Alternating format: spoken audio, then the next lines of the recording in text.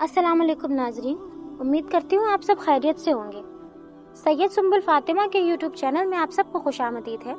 आज की इस वीडियो में जिस मौजू पे हम बात करेंगे वो है दूसरों के ऐप को छुपाना। अक्सर हमने अपने आसपास ऐसे लोगों का मजमुआ देखा होगा जो लोगों के मामलात को दूसरे लोगों पे जाहिर करते हैं कि फला शख्स को मैंने इस बदअमल में देखा कि वो ये बदअमली कर रहा था, ये गुनाह कर रहा था, ये गलत काम कर रहा था, और इस तरह वो उसकी बात को दूसरों तक पहुंचाते हैं। और फिर जब उन्हें रोका जाता है तो वो ये कहते हैं मैंने इस शख्स के बारे में कोई गलत बात तो नहीं कही है, मैंने उस पर कोई बहतान तो नहीं लगाया है, उसने किया है तभी मैंने दूसरों को बताया। तो ऐसे लोगों के लिए मेरा एक मैसेज है, उन्हें ये कहना चाहती हूँ कि इस तरह वो अपने लिए गुनाह इकट्ठा कर, क्योंकि अगर आपको किसी को इस्लाह करनी ही है तो उस शख्स को जाके इस्लाह करें, न कि उसके गुनाह और ऐब को दुनिया के सामने उजागर करें कि फला शख्स ने ऐसा काम किया।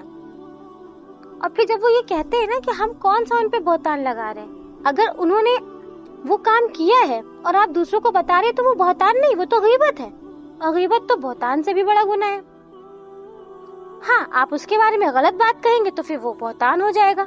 दोनों ही सूरतों में आप उसकी बात को किसी और से शेयर नहीं कर सकते, उसके पीठ पीछे लोगों को उसके बदअमली के बारे में नहीं बता सकते, ये गुनाह है। सही बुखारी हदीस नंबर 2442 यानी कि 2442 किताबुल मजालिम में दर्ज है कि हज़रत अब्दुल्लाह बिन उमर रज़ियल्लाहु ताला अन्हु से रिवायत है कि नबी पाक सल्लल्लाहु अलैहि वसल्लम ने इरशाद फरमाया, वमन सतरा मुस्लिमन सतरहुल्लाहु यौमल क़ियामा, यानी जिसने दुनिया में किसी की पर्दापोशी की, क़यामत के दिन अल्लाह ताला उसके ऐप पे भी पर्दापोशी करेंगे। और ये सही हदीस। तो इस हदीस को समझते हुए और इस पे अमल करते हुए हमें इस बात का ख्याल रखना चाहिए कि हम किसी के भी ऐब को किसी पर भी आश्कार ना करें। अगर हम उसे कोई दीन की बात बताना चाहते हैं, समझाना चाहते हैं, तन्हाई में समझें, और उस पे वो अमल नहीं करता है तो फिर उसके लिए लकुम दिनकुम वलिय दीन, वो अपने दीन पर रहे और हम अपने दीन। अगर उसका दीन उसे इस बात की इजाजत देता है कि वो गलत काम करे,